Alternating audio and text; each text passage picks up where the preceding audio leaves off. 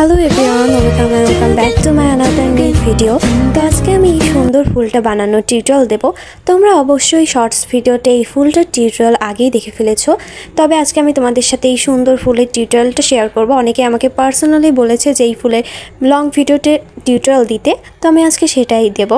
আর এই ফুলটার আমি যেখানে টিউটোরিয়াল দেখে বানাচ্ছি সেখানে বলা ছিল এটা নাকি সাকুরা ফুল, এবং সেম প্রসেসে সেম দেখতে আরও জায়গায় টিউটোরিয়াল দেখেছি সেখানে লেখা ছিল এটা নাকি চেরি ব্লসম, কিন্তু কোনো দিক দিয়ে আমার দুটাতেই কোনো দিক দিয়ে চেরি ব্লসম বা সাকুরা ফুল মনে হচ্ছে না। তোমাদের কোন ফুল মনে হচ্ছে অবশ্যই কমেন্টে জানাবে।